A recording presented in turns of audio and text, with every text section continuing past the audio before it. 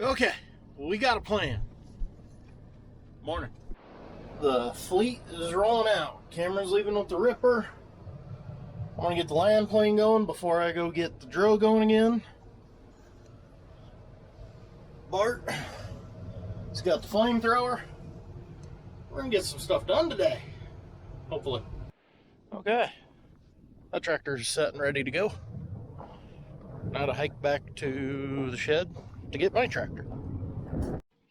Does it still count as exercise if I rode in a pickup? Started walking, then Maddie came along, gave me a ride. So I intended to exercise today, people. Keep that in mind. Since I got interrupted by everything last night, I didn't get the last of the trip planted out, but a couple passes here, we should be empty, ready to load the oats over there in the shed. And I am oh so thrilled to deal with oat dust again. Nobody's had a chance to take a look at the forklift yet, so we're still using the loader. Works just fine, it's just a lot slower. But yeah, here's the fun stuff, oats. Get out here in the sun so you can see them. Now, I've been around Milo. Everyone talks about how itchy Milo is. Never been around soybeans, everyone says that's pretty bad too. Oats is significantly worse than Milo. You ever touched fiberglass and felt like you had them splinters everywhere? That's oat dust. That's why I'm parked this way, because the wind's blowing away. Yeah, this stuff sucks. Joys of storing stuff out in the open. I don't know what animal got a hold of this, but they've been having a hell of a nice snack.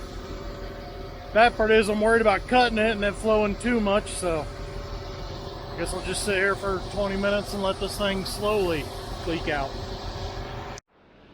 Well, only took 2 hours, but finally got this thing full. It's able to fit 12,000 pounds in there, so 120 acres. Now, because I can't find the paper that I wrote down all my information last year from calibrating, I am definitely going to recalibrate the planter. So I brought the little scale, buckets, all that fun stuff. So let's get started with that. Okay, so got a little bit of seed coming out. Put some in this box. Disconnected 2 hoses for each 5-gallon bucket. So now I'm going to go in, tell it to run a calibration. I'll come out, I'll weigh the seed divided by the number of rows. It'll give me a new calibration number. Be good to go, hopefully. Okay, so I told the computer, start a calibration. Got seed going in. It knows how many times it's going to spin. And then I'll do the math on the scale. We'll see what we come up with. I don't know if you're going to be able to see that. I zeroed out the scale, put the bucket on, put all the seed in this bucket, 7.9 pounds. So now I'll divide that by 4 to get the amount per row. And then I'll multiply it by the number of rows, which I believe is 72.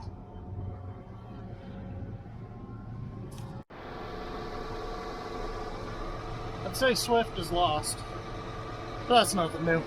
So, amount dispense, that's where I'll put in all the information. Ran the discs a minute, made sure got seed coming out every row. Good to go. Roughly 7,000 pounds in the drill. Go and hook this and go find some lunch. It's getting late. Shed's almost empty. Got the 360 in the field, 260 headed to the field, the green 245 and the red 245 doing who knows what. I'm assuming something in a pond, because the one's got the pan scraper, the other one's got the caliper, and Maddie's got the 195 running. We're actually farming. We're going to take another look at the forklift again. Glenn was wondering earlier if it had something to do with the starter. Hell of a thing though, move the forklift with the loader. I absolutely love this drill, except when you got to grease it.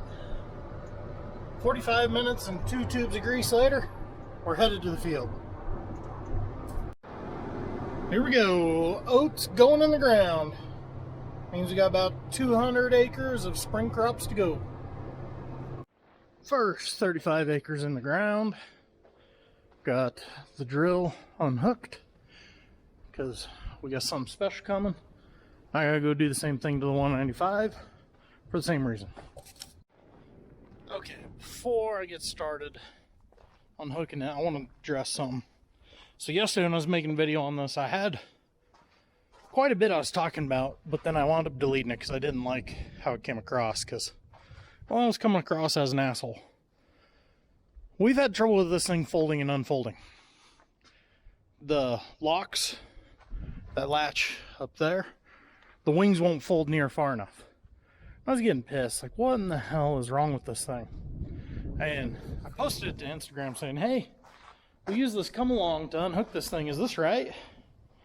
And Spicer reached out to me in a very, very polite way. This is 100% sarcasm here, because this is the way I felt when I read the message. It was essentially, hey moron, read the owner's manual. The bolts right there, you adjust those to adjust the wings so that it'll fold properly. Apparently no one took the time to read the book on it. But as I said before, I love this machine. I absolutely love it.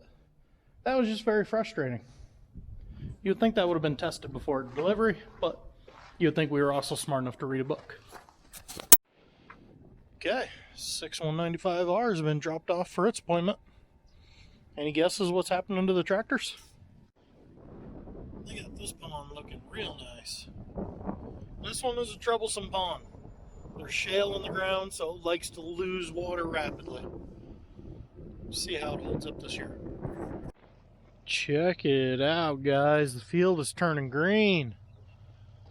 This is that first field I planted back in March. You can get the sun blocked out. You can row it. Beautiful. That being said, guys, I will talk to you later.